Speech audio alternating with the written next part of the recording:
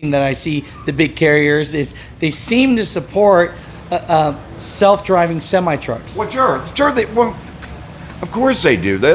Listen, it's pretty clear they prefer not to pay drivers with an autonomous truck. Why does the ATA keep on saying we have a truck driver shortage? Come on now, what's going on with that, sir? Well, this is something that we've heard for over 30 years. And, they're always wanting new people to come into trucking because new people coming into trucking, they will work for less. Listen, this is FMCSA, the agency looking at requiring speed limiters on big trucks. Now, the motivation behind that is big carriers. Big carriers want to limit the speeds of their competition.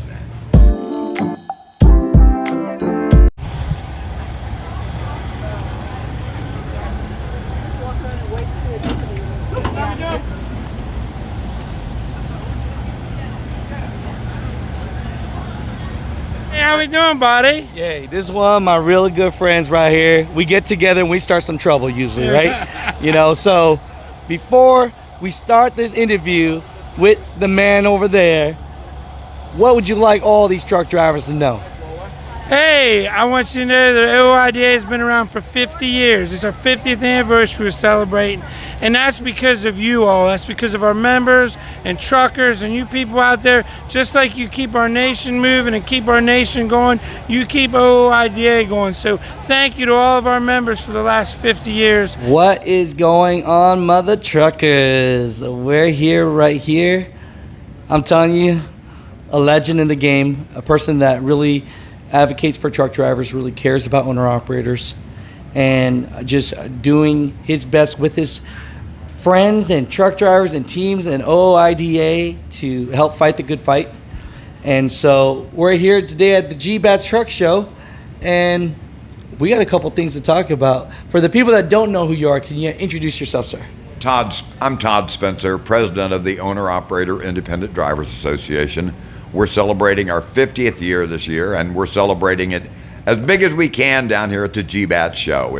It's a big trucker party, and lots of our members stop by, lots of nice trucks, lots of great people, and lots of good entertainment. I mean, the kind of stuff that most people that drive trucks like. It's a trucker party. Hey, I love it. And, off camera, we were talking about the memories going down memory lane. What are we looking at right here? Well, this is our tour trailer. And basically, for the walls are adorned with pretty much the history of OOIDA in terms of the issues that we dealt with through the years, from back all the way down here, fighting against the 55-mile-an-hour national speed limit that happened in the 1970s, and then fuel price run-ups, trucker shutdowns in 74 and 79. Let's see, we're talking about unlawful taxes collected by the various states. Pennsylvania was a champion there, that they collected almost $500 million from truckers through an unconstitutional tax. And that tax was ultimately overturned by the U.S. Supreme Court. And the role we played in that was to make sure owner-operators that paid those fees through deductions from their settlement to the carriers that they leased to, that the money actually found their way back to them rather than the carrier keeping it. Let's see, this is Harrisburg, Pennsylvania, and we're right out in front of the state capitol. And this is when fuel prices were high, and the state of PA was wanting to put tolls on Interstate 80. So fortunately, we got that killed. But, one day we're certain it'll rise again. This was Jim Johnston at the earliest days of OOIDA, and he's talking to truckers on CB radio. Yeah. On I-70 ran right in front of our office in Grain Valley back then. This one is before IRP and IFTA. That stack of paperwork right there was the paperwork a trucker had to fill out quarterly just to stay in compliance with all of the state regulations. Every state had their own license plate, Every state had their own fuel tax. You had to file with each one individually. IRP and IFTA fixed that, but we got that pushed through because it was a barrier to small business.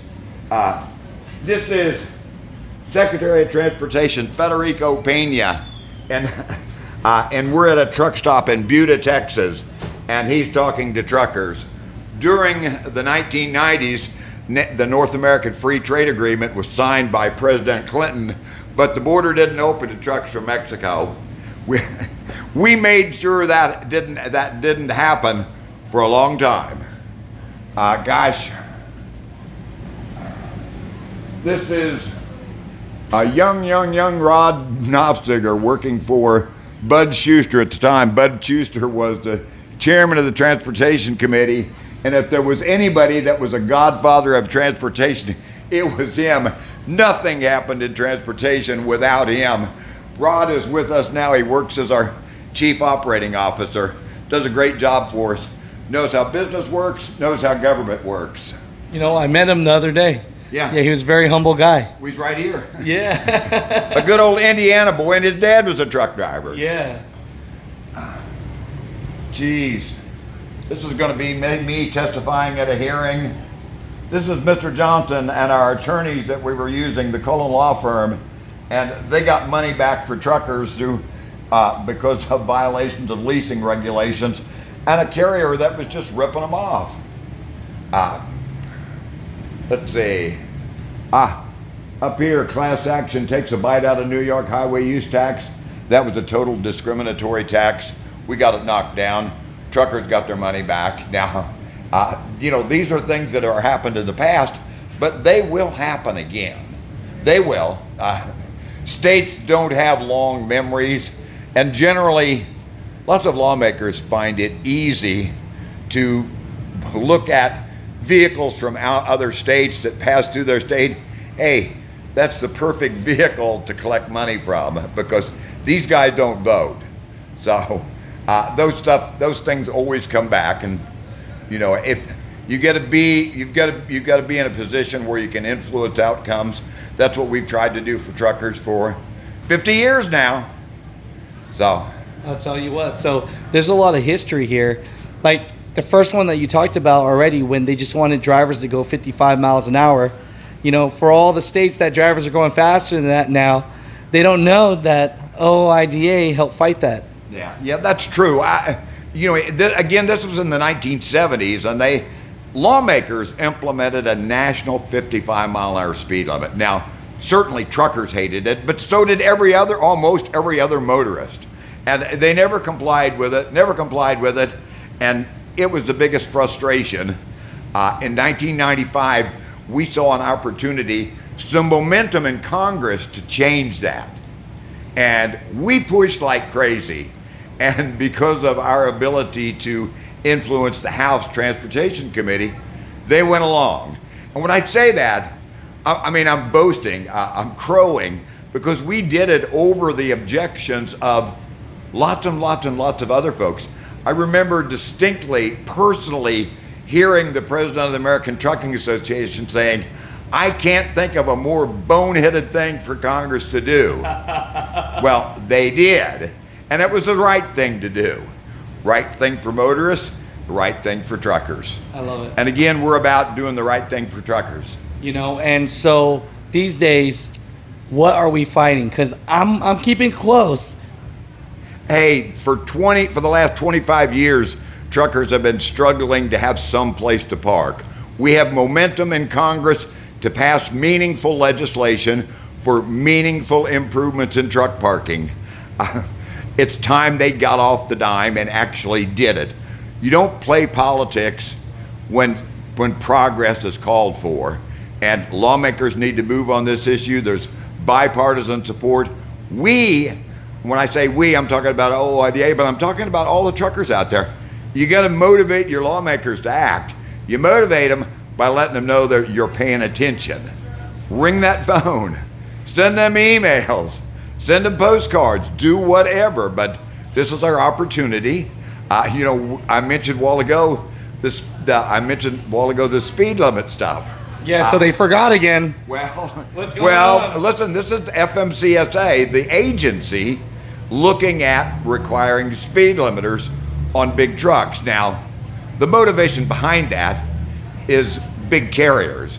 Big carriers want to limit the speeds of their competition.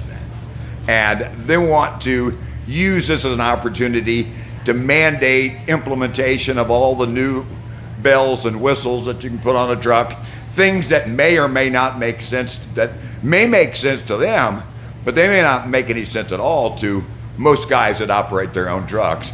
But they're trying to push through a regulation. We're pushing back on the regulation, but we're also pushing back with lawmakers. We have legislation introduced in both the House and the Senate that would cut off funding for that kind of an effort, cut the money off for it completely.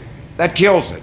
No, that needs to be done, And another thing that I see the big carriers is they seem to support self-driving semi-trucks. Well, sure, of course they do. Listen, it's pretty clear they prefer not to pay drivers with an autonomous truck. There's no driver to pay, so yeah, of course they do. And, look, technology is wonderful, but it'll never replace the person behind the wheel, because technology, when it comes to, in many instances, totally unpredictable and totally dangerous, opens up lots of opportunities for bad guys to do bad things. We ought to be smarter than that. But look, the people that make the technology, the people that sell the technology, the people that could maybe benefit from it, they're always going to be all behind it. Yeah. That ain't going to be us. And the last thing is, why does the ATA keep on saying we have a truck driver shortage? Come on now, what's going on with that, sir? Well, this is something that we've heard for over 30 years. And, they're always wanting new people to come into trucking, because new people coming into trucking, they will work for less. And they're always looking for drivers that they can pay the least amount. And the new guy, they haven't learned yet, guy or gal, they haven't learned yet, they've not experienced the frustration with not having some place to sleep. They've not experienced the frustration yet of maybe wasting 20 to 40 hours every week trying to load or unload. So those people leave pretty quick. They need more new ones to replace them. So yeah, they talk about shortage, they talk about opportunity, but they also talk about using tax dollars to basically continuously barely training new people to replace the ones that they would have kept if they'd have just treated them better. No, and at the end of the day, sir, what would you like to leave all the truck drivers around America with? Hey, well, look, this is our 50th year. 50 years ago, the founders of OOIDA were just as frustrated as a lot of truck drivers are today all over the country. They learned then, if you want to make progress, you organize in an orderly manner, you learn the system, you develop the ability to do that. We've had an office in DC for over 25 years. We communicate regularly with lawmakers. The issues that we have are issues that make perfect sense to us, but they're not necessarily easy issues for others to embrace. In fact, they're issues that a lot of people will flat out oppose, because benefits for our guys sometimes come at a cost to other people. But that makes our industry better, then you end up saving money in the long term. And ironically, the idea of constantly churning drivers over and over and over, that's a safety issue. If you want the safest industry possible, you want good, experienced, motivated drivers out there that basically have a support system that allow them to basically stop and get rest when they need it, to be able to get in and out of places in a timely manner, not be wasting all of their time. I'll tell you what, and if you guys are at GBATs, do they even have any OOIDA shirts left? Because people are buying them off like hotcakes. Hey, our one special for the show, I'm told, is already sold out, but there are plenty of others here. So, hey, if you're here, if you're in the neighborhood and we're right on Interstate 44, stop in, say hi. If you're not yet a member, come here and join at the show. We've got a membership special. So, hey, we're stronger together. We all don't have to make the same mistakes over and over and over. We're stronger together. If you're not a part of OOIDA, why not? Join. Alex? I appreciate you. Okay. I thank you so much. All right. That's it.